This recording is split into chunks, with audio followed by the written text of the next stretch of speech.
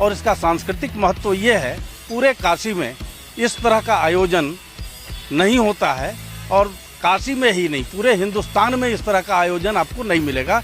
ये एक अनूठा आयोजन है और यहाँ पे मैं समझता हूँ कम से कम 2 से 2.5 लाख लोगों की भीड़ होती है और लोग ये पुतला दहन देखने के लिए आते हैं। और जब से ये रूपक जुड़ा इस कार्यक्रम से, ये कार्यक्रम की भव्यता और भी ज़्यादा बढ़ गई और इसमें राम वनगमन से लेकर के लंका विजय तक की पूरी कहानी दर्शाई जाती है और उस कहानी को देख करके यहाँ जो दर्शक होते हैं भाव विभोर होते हैं, उन्हें आनंद आता है। उसके बाद जब पुतला दहन का कार्यक्रम होता है तो यहाँ बहुत अच्छी आतिशबाजी भी होती है जो बड़ी अनूठी होती है और सत्य की असत्य पर विजय की जो स्थिति समाज में है उसको सिद्ध करने के लिए ये प्रोग्राम होता है और बहुत ही भव्य प्रोग्राम होता है। रावण के साथ मेघनाथ, कुंभकर्ण, ये 3 प्रतिमाएं यहाँ पे बनती हैं, लगातार बनती चली आ रही हैं और इस बार भी आपको दिखाई पड़ रहा है जगह जगह बनी हैं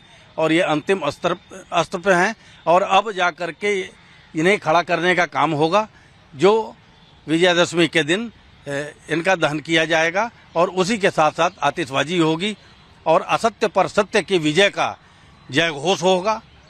ये बहुत लाजवाब सांस्कृतिक कार्यक्रम यहाँ पे होता है।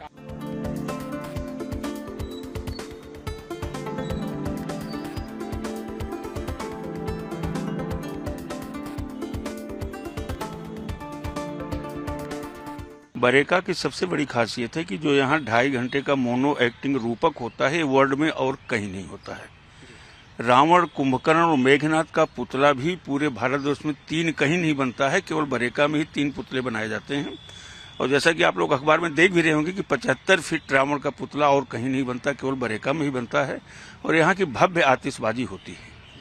कहाँ से लोग आते हैं? प्रथा कब से शुरू हुई? ये प्रथा DLW की स्थापना के समय से सन 1961 से चली आ रही है और इसको देखने के लिए बनारस के लोग तो आते ही आते हैं। बनारस के आसपास जिलों से भी काफी भीड़ यहाँ होती है, करीब 2-2.5 लाख तक की भीड़ यहाँ का हमेशा होती है। प्रिपरेशन कैसा चल रहा है? प्रिपरेशन अभी आप अंतिम चरण पर है। आप ग्राउंड पर देखे होंगे कि सब पुतले वहाँ पहुँच गए हैं, क्रेन आ गई है, बस ऑफिस से निकल के अब हम लोग वहीं चल रहे हैं पुतलों को खड़ा कराने के लिए।